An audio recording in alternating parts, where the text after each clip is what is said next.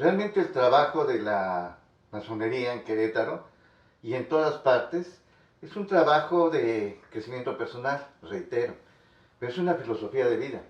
Es un trabajo en el cual no se busca ni la publicidad ni los adornos, sino es un trabajo que genera para las nuevas generaciones, valga la redundancia, un mejor sistema de vida, una visión más realista y sobre todo una visión que les permita superarse a ellos mismos. Va más pegada con el ser que con el tener. Sí. Por eso es que hay tantos masones que han hecho tantas cosas que no se saben. ¿Por qué? Porque no se busca la publicidad. Se busca el desarrollo del hombre por el hombre mismo. Sí. ¿Qué Sí, otra bueno, cosa? el rito escocés, por ejemplo, en su formalización del siglo XX, va a ser en noviembre de 1934, cuando están las fechas de las patentes. Y esta ya muy respetable logia pues va a aglutinar otras de los municipios en el estado que van a trabajar regularmente. Ezequiel Montes, Jalpan, San Juan del Río, Tequisquiapan, por mencionar algunas, pues se conjuntan en con esta patente y trabajan. Estamos de 34. Ahora, dentro de este pensamiento laico para la educación y para la formación también, respetuoso de los demás cultos y formas de expresión religiosa, está la llegada ya más importante de evangelistas y metodistas a la ciudad de Querétaro en los años 40, así como antecedente muy rápido por el tiempo. Ya en los 60, de 1860, se había intentado traer escuelas lancasterianas y a los metodistas sobre todo, pero fueron sacados de Querétaro a pedradas. O sea, tenía que vivir a salto de mata en varias casas.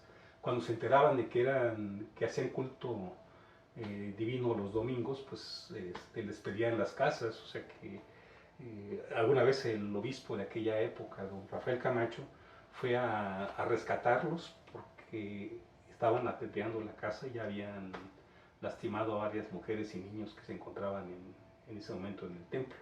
Entonces, ese era el furor, pero era fanatismo, es ignorancia sobre todo este aspecto, ¿no? El caso es que en los años 30 y 40 empiezan a llegar personajes con estas características evangélicas, tanto metodistas como bautistas sobre todo, y también nos encontramos como maestros, normalistas, pero también hay una cosa bien importante, el deporte. El deporte en Querétaro le debe mucho precisamente a estos personajes. El básquetbol, el voleibol, un poco el fútbol, pero más estos dos deportes que te hablo, el frontón, frontenis, son deportes que van a impulsar a una juventud queretana diferente, con otras actitudes, con otras características, pero también en esta formación de cuerpo y mente, también dentro de la educación formal muy rígida, muy de altura. O sea, cualquiera que se preparaba en estas escuelas era un hombre diferente a cualquier profesionista mediocre y se notaba inmediatamente por el liderazgo, por la forma de hablar, por su actitud, por su sentido de servicio a la comunidad. O sea, ahí, y sin traer la etiqueta ni ninguna otra cuestión enfrente, ¿no? Simplemente la actitud humana hacia sus semejantes. Y bueno, ahí está una aportación también en el siglo XX que llega hasta nuestros días, ¿no? Ahora tenemos ya atletas competitivos de alto rendimiento, ¿no? Olímpicos, campeones mundiales y demás. Y ahí están las semillas, o sea que realmente todo surge de algo con muchas características de un estado que tiene esta posibilidad de nutrirse de muchos migrantes y que fortalece las identidades y fortalece también la cultura amplia y ahora plural, afortunadamente, dentro de esta convergencia de ideas, ¿no? Está también una etapa de maestros en la masonería. Hay profesores de primaria, directores, pues si uno ve los cuadros lógicos de esas épocas, de los 50, 60, uno se va a encontrar con el profesor Osorio, por ejemplo, también de una familia de maestros, la familia Rodríguez, que también hasta la fecha todavía muchos son maestros normalistas. Ajá. De esos maestros viejos realmente con un sentido de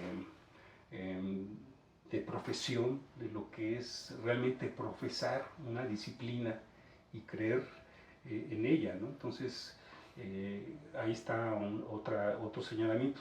Viene una etapa de militares, lo que comentamos, el capitán Jean Payas, el general Gastelum. General Gastelum, y también van a tener pues este sentido de discreción. Hay, por ejemplo, en algunas logias donde los archivos antiguos, alguien se los llevó, alguien los quemó, alguien los sacó o se perdieron en alguno de los cambios, porque también hay que decir que las logias, cuando se enteraban algunos dueños de que eran, por ejemplo, una que había por el Carrizal, allá en las goteras de la ciudad de aquella época, sí, que terminaba en Ezequiel Montes prácticamente, unas 2 calles más adelante, la ciudad en los años 60 del siglo XX, les pidió la casa y así había cosas.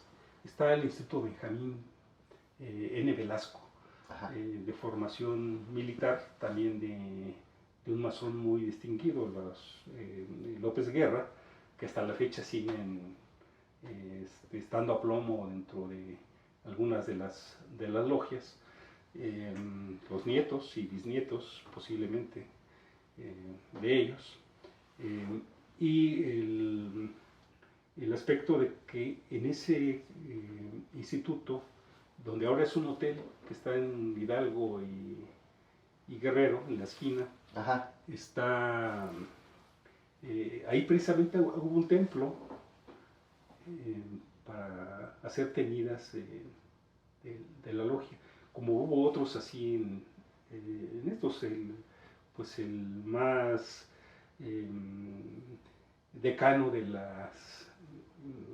esta masonería de los años 60, pues es en el ex convento de capuchinas, ¿no? O sea que prácticamente podemos decir que ahí crecieron otras, se derivaron otras ramas de las logias formadas por estos maestros, por estos profesores, por estos militares, que van a tener su simiente en las nuevas generaciones de la actualidad. Entonces, el recuento que podemos tener de hombres libres, con buenas costumbres, pues en Querétaro sí ha tenido un impacto. No es un sentido de propaganda donde se señale y se diga, sino basta ver los veneros de muchas instituciones, claro, de la actualidad, basta ver muchas de las prácticas sociales y de creencias para percibir precisamente el impacto que ha tenido la presencia de masones, francmasones, libres y aceptados en el estado de Querétaro y sobre todo en la ciudad capital. Bueno, además de todo, creo que todos somos conscientes de que en toda institución hay sus negritos en el arroz. Pero definitivamente la actuación de la masonería en Querétaro, hay más luz que oscuridad, y eso ha sido beneficioso.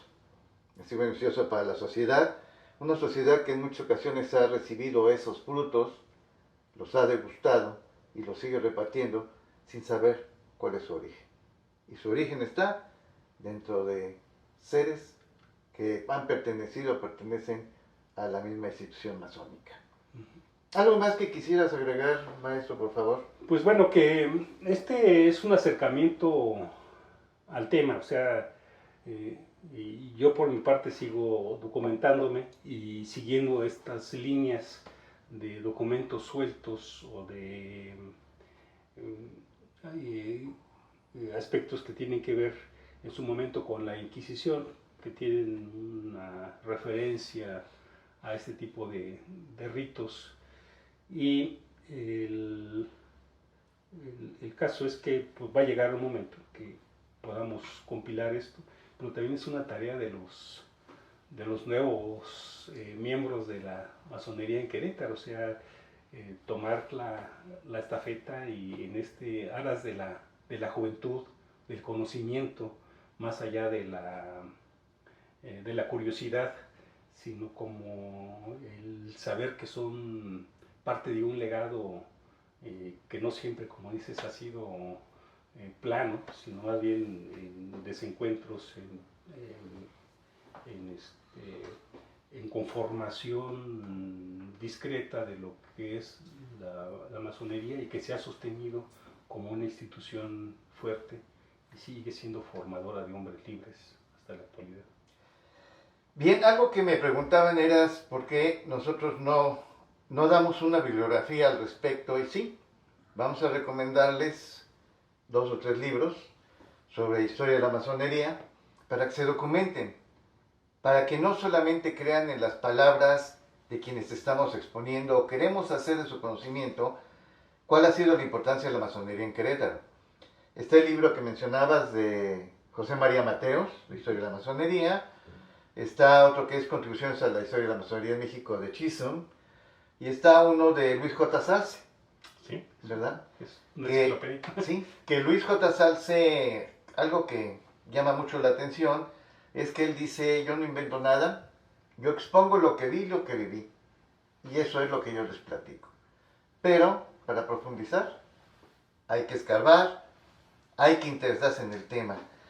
Mi querido amigo y maestro Antonio Aguilar Subía me decía, toda la información existe, hijo. El chiste es rascarle. Rascarle y no perder el entusiasmo para encontrar lo que quieres hallar. Maestro, muchas gracias. De nueva cuenta los invito a que nos hagan llegar sus opiniones a los correos que aparecen. Y ya saben, este es su programa, Quiero Café, una charla entre amigos. Gracias.